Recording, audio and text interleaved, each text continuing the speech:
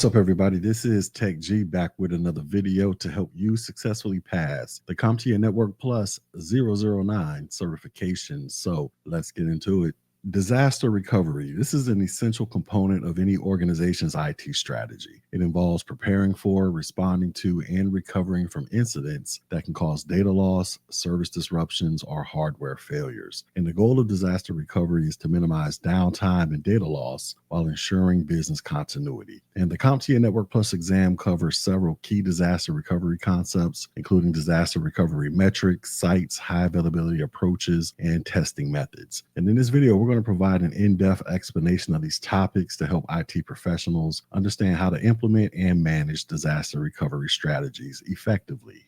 All right, so let's begin by talking about disaster recovery metrics. So disaster recovery metrics are crucial for measuring the efficiency and effectiveness of recovery plans. And these metrics help organizations define their expectations for recovery in terms of time and data loss. And the first aspect we're going to talk about is called RPO, or Recovery Point Objective. So RPO, this defines the maximum amount of data loss an organization can tolerate. It determines the frequency of backups needed to minimize data loss in case of a disaster. So an example, if an organization has an RPO of 4 hours, it means that backups must occur at least every 4 hours to ensure minimal data loss. And the use case for this would be businesses with critical data, such as financial institutions. They typically require lower RPOs to prevent significant data loss.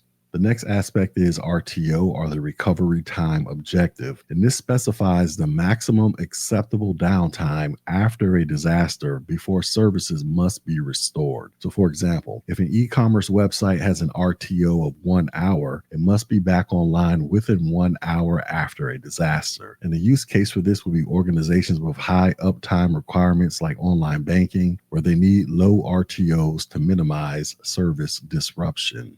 Next, we have what is called the mean time to repair. And this measures the average time required to repair and restore a failed system. So for example, if a server crashes and takes an average of 3 hours to fix, the MTTR is 3 hours. And the use case for this will be the MTTR. This is essential for evaluating the efficiency of IT support teams in resolving system failures. Then we have the MTBF, or the mean time between failures. And this is the predicted time between one failure and the next in a system. So as an example, if a hard drive is expected to fail every 2 years, its MTBF is 2 years. And a use case for this will be organizations that use MTBF to estimate when hardware replacements or preventative maintenance should occur. All right, next let's talk about disaster recovery sites. So organizations that use disaster recovery sites to ensure business continuity in case of a disaster. And these sites vary in terms of cost and recovery speed. So the first type of site is that of a cold site. And this is a backup facility that has infrastructure in place but lacks active computing resources such as servers and storage. And its pros are it's cost effective and is suitable for businesses with high RTOs. The cons, it can take a long time to become operational, and it requires hardware and software installation after a disaster. So as an example, this would be a company that rents an empty data center with power and cooling, but it needs to install servers and restore data before it can be in full operational use. Next is that of a warm site, and this is partially equipped with some hardware, software, and network infrastructure, but requires additional setup to become fully operational. The pros, it offers faster recovery than a cold site, and it balances cost and recovery speed. The cons, it is more expensive than a cold site, and it may still require data restoration and system configuration. An example would be a secondary data center with pre-installed servers, but requires data synchronization and application setup after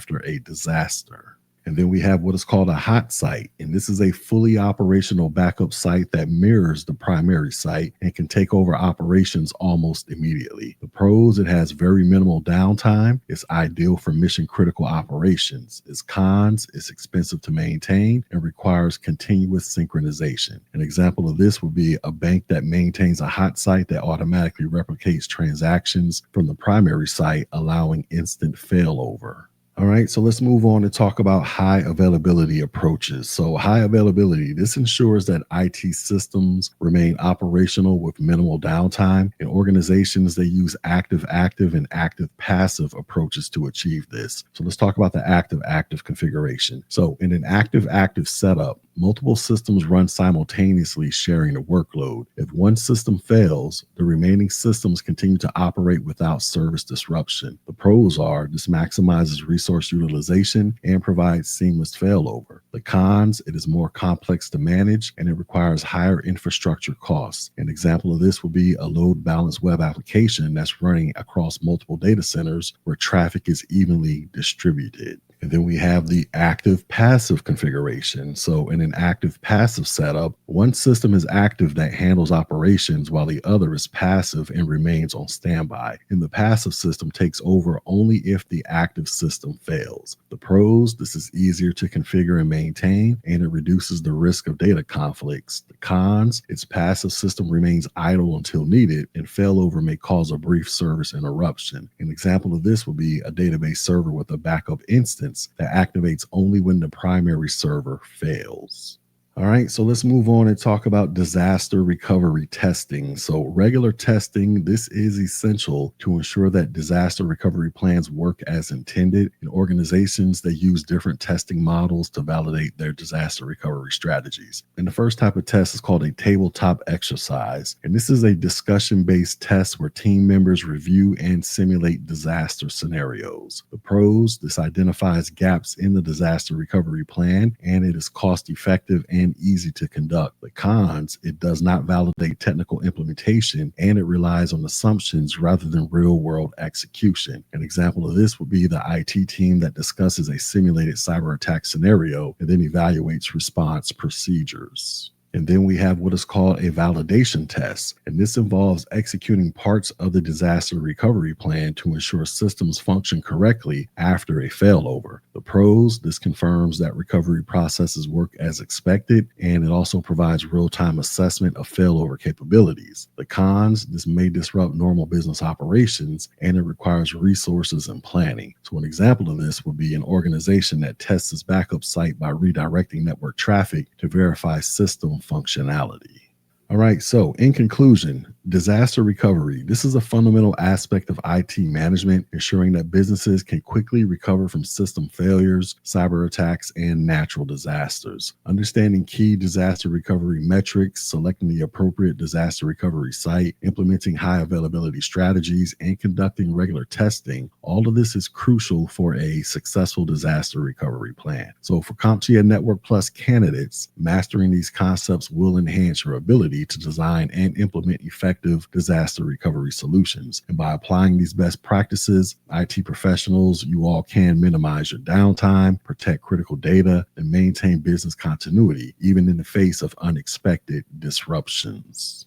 All right, so with all that being said, let's do some check on learning. So the first question, which disaster recovery metric defines the maximum acceptable amount of data loss measured in time? Is it the recovery time objective, the mean time between failures, the recovery point objective, or the mean time to repair?